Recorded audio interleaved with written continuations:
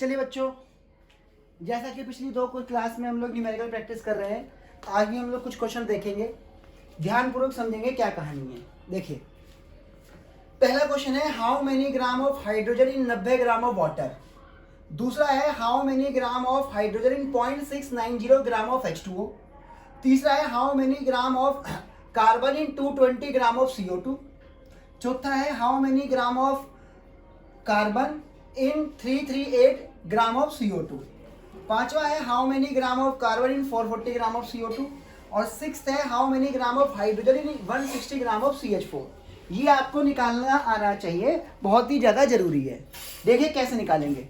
सबसे पहले का answer how many gram of hydrogen in 90 gram of H2O। तो पहले आप इस टाइप के क्वेश्चंस के लिए आप पहले मोलर मास निकालेंगे। तो मोलर मास ऑफ H2O कैसे निकालेंगे? 2 into molar mass of H plus molar mass of oxygen, 2 into 1 plus 16। भाई हाइड्रोजन का मोलर मास कितना है? 1 है, तो 2 इंटू 1 प्लस 16 18 ग्राम आ गया। अब ये जो 18 ग्राम आया है, अगर मैं इसमें फोकस करूं, इस 18 ग्राम के अंदर 2 ग्राम जो पार्ट है वो हाइड्रोजन का है। तो मैंने लिखा 18 gram of H2O contain 2 gram of hydrogen, क्योंकि भाई 18 में 16 तो ऑक्सीजन का है ग्रीन वाला, और ब्लैक वाला 2 ग्राम हाइड्रोजन का है। तो मैंने लिखा 18 ग्राम H2O में 2 ग्राम हाइड्रोजन है। तो 18 में 2 ग्राम है, तो 1 ग्राम में कितना होगा? 2/18। और 90 ग्राम में 2/18 इंटू 90, सोल्व करने पर 10 ग्राम ऑफ हाइड्रोजन आ गया।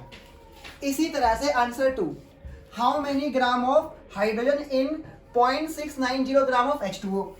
तो मुझे पता है H2O का जो मोलर मास होता है 18, उसमें जो 2 ग्राम होता है वो हाइड्रोजन, 16 ग्राम होता है ऑक्सीजन। तो मैंने लिखा 18 gram of H2O contain 2 gram of hydrogen. अब 18 में 2 तो 1 में 2/18, 0.690 में 2/18 इंटू 0.690, सोल्व करने पर आ गया 0.0767। अब इसे आप ध्यान रखना, एक क्वेश्चन आएगा वेल्डिंग गैस वाला, वेल्डिंग गैस वाला क्वेश्चन आएगा 1.34, वहां पर ये वैल्यू यूज होगी, वहां पर ये वैल्यू यूज होगी। आपको गलती नहीं करनी है, ध्यान से समझिएगा। इसके बाद अगला क्वेश्चन है how many gram of carbon in 220 gram of CO2। तो पहले मोलर मास ऑफ CO2 निकालेंगे। मोलर मास ऑफ CO2 का molar mass of carbon plus 2 into molar mass of oxygen. Molar mass of carbon है, oxygen का 16 है, तो 2 into 16, solve करके 44 आ गया। अब ये जो 44 ग्राम CO2 है, CO2 का मोलर मास 44 ग्राम आ गया, लेकिन इस 44 में 12 ग्राम कार्बन है और 32 ग्राम ऑक्सीजन।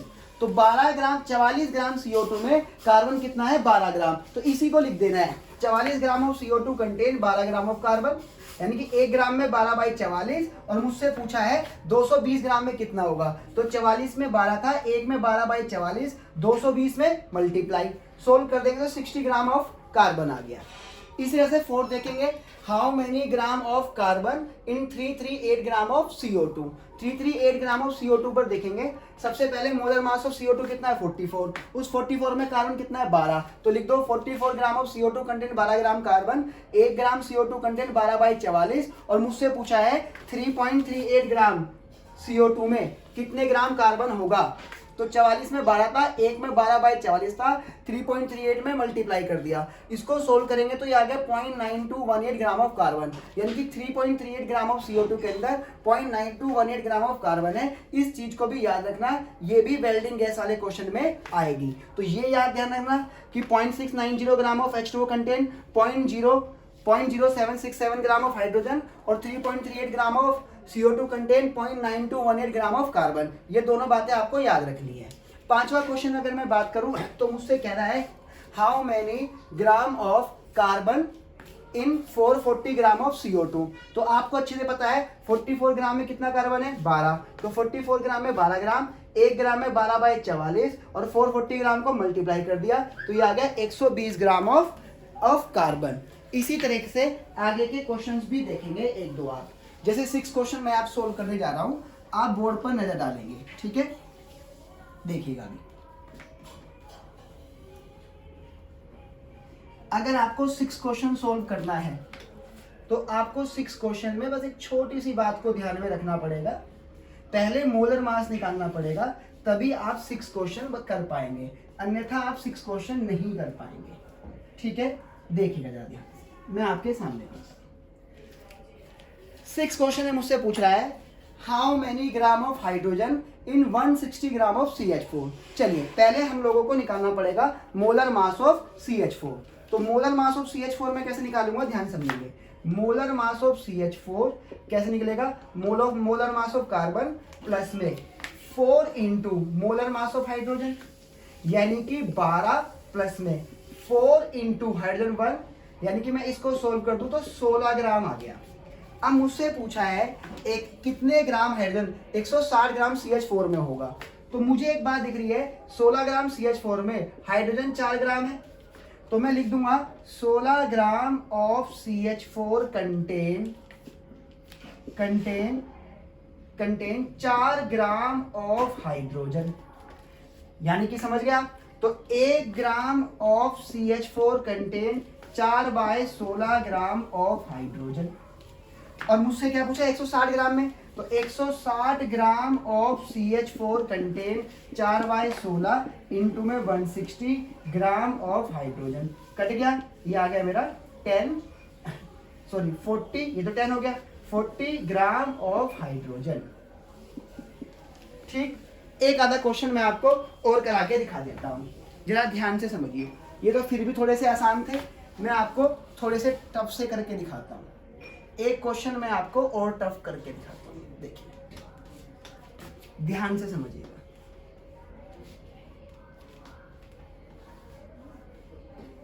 चलिए एक क्वेश्चन मैं आपको और करके दिखाता हूँ, उसे आप बोर्ड पर देखेंगे। जैसे मान लीजिए मैं आपसे कहता हूँ इस जगह पर कैल्शियम कार्बोनेट है, मैं एक काम करता हूँ, मैं 500 ग्राम ऑफ कैल्शियम कार्बोनेट ले लेता हूँ और मैं इसमें पूछता हूँ इसमें कितने ग्राम कैल्शियम है, कितने ग्राम कार्बन है और कितने ग्राम ऑक्सीजन है, तीनों। तो सबसे पहले आपको लिखना पड़ेगा molar mass of calcium carbonate बराबर, तो मोलर मास ऑफ कैल्शियम लिखेंगे प्लस में मोलर मास ऑफ कार्बन लिखेंगे प्लस में, एक कलर का पेन और चाहिएगा, रेड लेते हैं, और भाई कैल्शियम कार्बन और 3 into molar mass of oxygen.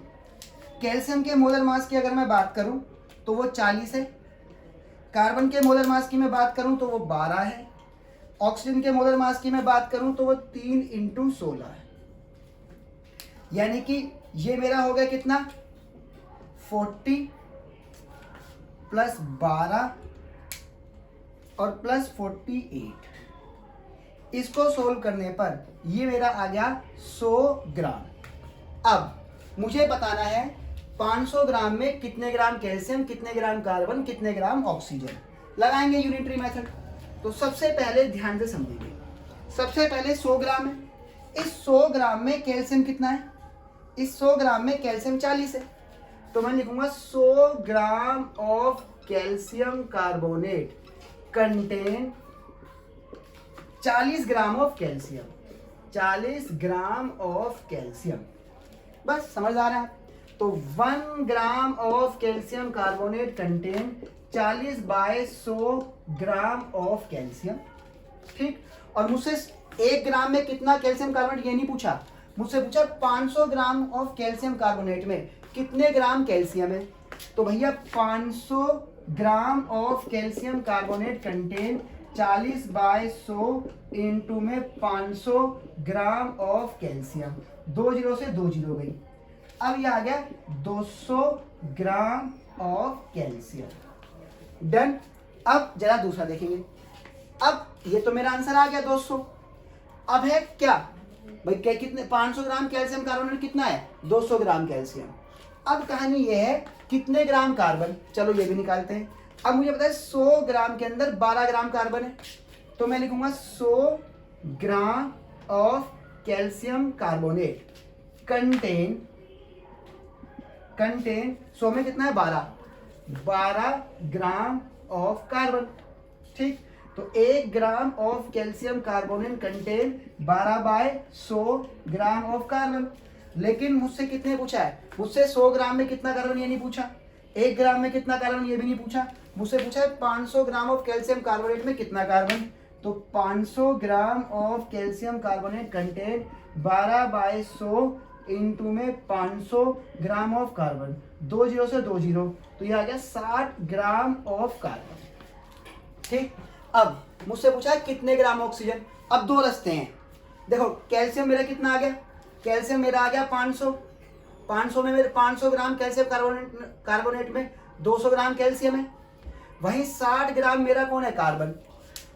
तो 500 में 200 ग्राम कैल्शियम है, 60 ग्राम कार्बन है, ऑक्सीजन पूछ रहा है, तो 500 में से इन दोनों को जोड़ के घटा दो, इन 500 में से इन दोनों को जोड़ के घटा दो, आपका आंसर जाएगा 240, आपका आंसर जाएगा 240 ग्राम ऑफ ऑक्सीजन। और यकीन नहीं आता तो आप इसे सोल्व भी कर सकते हैं, सोल्व करके मैं आपको दिखा देता हूं, देखिए ध्यान से, आप चाहो तो सोल्व भी कर सकते हो। 100 ग्राम कैल्शियम कार्बोनेट में ऑक्सीजन कितना है, 48 ग्राम, तो लिख लीजिए 100 gram of calcium carbonate contain 48 gram of oxygen. अच्छा जी, तो 1 gram of calcium carbonate contain 48/100 gram of oxygen.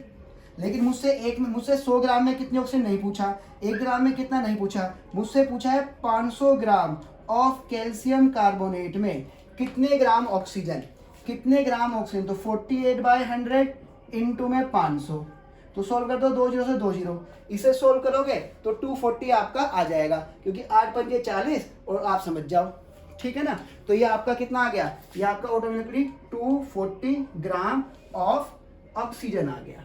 तो ये था एक मॉलिक्यूलर फॉर्मूले से हम लोग किस तरीके से आगे जाएंगे। थोड़ा सा आपको नीचे देखने में प्रॉब्लम आई होगी, थोड़ा सा मैं दिखा देता हूँ, ये देखिए 500 ग्राम के अंदर 48/100 इंटू 500, बात क्लियर। चलिएगा अब आगे देखेंगे। इसी के साथ साथ मुझे अब आपको एक रिएक्शन समझानी है, उसका नाम है एंथैल्पी ऑफ कंबशन। वो रिएक्शंस आपको सीखनी पड़ेगी, क्योंकि जो हमारा वेल्डिंग गैस का क्वेश्चन है उसमें उसकी जरूरत पड़ेगी, ठीक है, ध्यान से समझिएगा। देखिए मैं आपको एंथैल्पी ऑफ कंबशन सिखाना चाहता हूं, लेकिन एंथैल्पी ऑफ कंबशन से पहले आपको कुछ चीजों पर ध्यान देना पड़ेगा। देखिए मैं यहां पर ना O2 लिखूंगा और इधर लिखूंगा O, आपको मुझे बताना पड़ेगा कि क्या आएगा, तभी आपको एंथैल्पी ऑफ कंबशन समझ आएगा। चलिए आपको क्या करना है मैं आपको बता देता हूं, आपको ना ये वाला फिल इन द ब्लैंक भरना है, ये वाला, ठीक है। चलिए मान लीजिए मैंने कहा इस जगह पर ये 8 O है, 8 का मतलब 8 O है, तो O2 की फॉर्म में ये 4 होंगे। मान लीजिए मैंने कहा ये 10 O है, तो O2 की फॉर्म में ये 5 होंगे, आधे हो जाएंगे ना, 5 दूनी 10, ठीक। मान लीजिए 16 O है, तो O2 की फॉर्म में 8 होंगे। अच्छा मान लीजिए मैं आपसे कहता हूं ये 14 O है, तो O2 की फॉर्म में 7 होंगे। और मान लीजिए 7 O है, अगर ये 8 था तो 8/2 4, ये 10 था तो 10/2 5, ये 16 था 16/2 8, ये 14 O था तो O2 की फॉर्म में क्या होगा 14/2 7, ये 7 O है तो ये कितना होगा 7/2 O2। और मान लो अगर ये 7/2 O हुआ तो इसको भी 2 से डिवाइड करो तो ये 7/4 O2 होगा, ये ध्यान रखिए। इसी तरीके से जैसे मान लो मैं दोबारा करता हूं, ये O2 है ये O है, मान लीजिए मैं कहता हूं ये 10 O है, तो आप क्या लिखोगे 5 O2। मान लीजिए O2 है ये O है, ये 5 O है, तो O2 की फॉर्म में क्या होगा 5/2। मान लीजिए ये O2 है ये O है, मान लीजिए मैं कहता हूं ये 5/2 है, तो ये O2 की फॉर्म में क्या होगा 5/4। बात क्लियर, बात क्लियर। ये था हमारा कंबशन के लिए O को प्रिपेयर करना। तो आपने पहले O2 का O का प्रिपरेशन देख लिया। अब इसी के साथ अब आप आगे समझेंगे, इसी के साथ आप अब आगे समझेंगे, ध्यानपूर्वक बोर्ड की तरफ नजर रखना, ठीक। सबसे पहले मैं किसी का अगर कंबशन करूंगा तो कैसे करूंगा। मान लीजिए मैं आपसे कह रहा हूं change in enthalpy of combustion, किसी का भी करना है, किसी का भी कंबशन करना है, ठीक है ना। Change in enthalpy of combustion at standard condition, किसी का भी कंबशन करना है तो उसकी रिएक्शन के लिए आप बस इतनी बात ध्यान रखेंगे कि C तो जाएगा CO2 में, H जाएगा H2O में, S जाएगा SO2 में, और P जाएगा P4O10 में। ठीक, अब ध्यान समझिए, जिसका भी वो कंबशन करने के लिए बोलेगा उसे रिएक्टेंट साइड लिखना है। जैसे मान लीजिए मैं लिख दिया change in enthalpy of combustion at standard condition of CH4, तो मुझे इसका कंबशन करना है तो मुझे इसे रिएक्टेंट साइड लिखना पड़ेगा। तो मैं लिखूंगा CH4, एक C तो एक CO2, 4H, 4H का मतलब हो गया 2H2O, क्योंकि 4H ना 2 2 4 हो गया। अब मुझे ना यहाँ पर O2 की फॉर्म में ये वाला फिल इन द ब्लैंक भरना है, ये वाला। अब O गिनो, 2 O ये रे, O2 मतलब 2 O, 2 O ये रे और 2 O ये रे, तो 2 2 4, 4 O का मतलब 2O2। दोबारा देखो, मान लीजिए मुझे change in enthalpy of combustion at standard condition, मान लो C2H6 का करना है, तो जो भी इसका भी कंबशन मुझे करने के लिए बोलेगा उसे मैं रिएक्टेंट साइड लिखूंगा। तो मैंने C2H6 को रिएक्टेंट साइड लिखा। कितने C हैं? 2, तो 2 CO2। कितने H है? 6, तो 3H2O।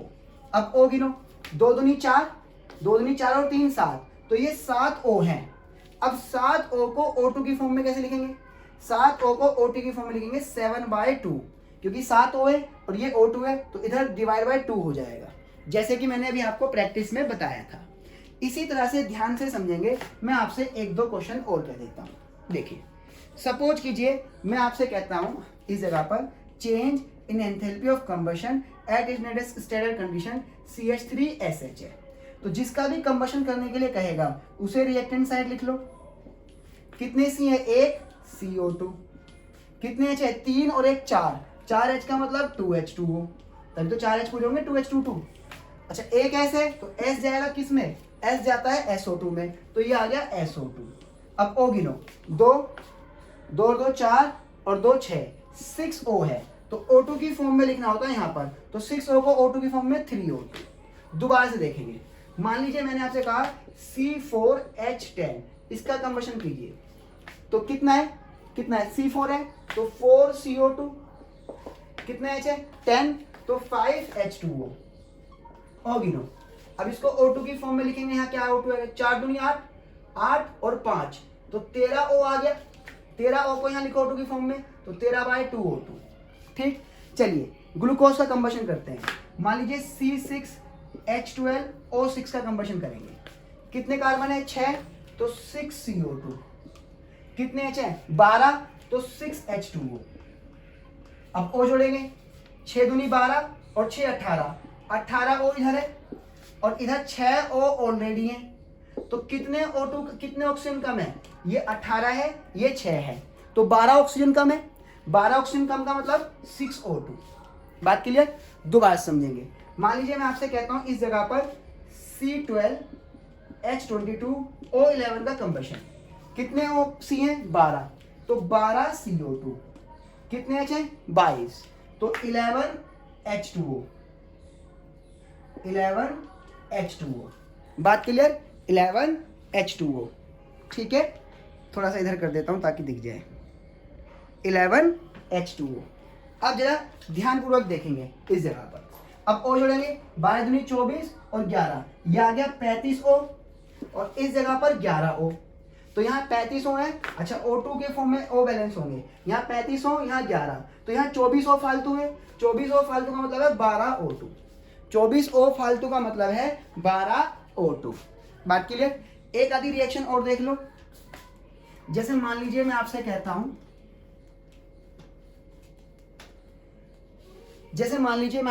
हूं, कि change enthalpy of combustion at standard condition, किसे भी कर लो। चलो आप कर लो इस बार। चलो C4H10 का कर लो। अच्छा C4H10 तो मैंने कर ही दिया।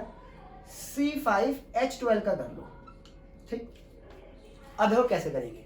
तो आपने पहले यहाँ पे C5H12 लिखा। कितने C है? 5, तो 5 CO2। कितने H है? 6, तो 6H2O। और जोड़ लो, 5 दूनी 10 और 6 16, तो ये 16O हो गए। O2 की फॉर्म में क्या आएगा? 8O2। ठीक है, उम्मीद है कि कंबशन करनी आपको आ गई होगी, इतनी टफ नहीं है ये। ठीक है जी, तो आज के लिए यही विराम, आगे क्लास बढ़ाएंगे हम लोग।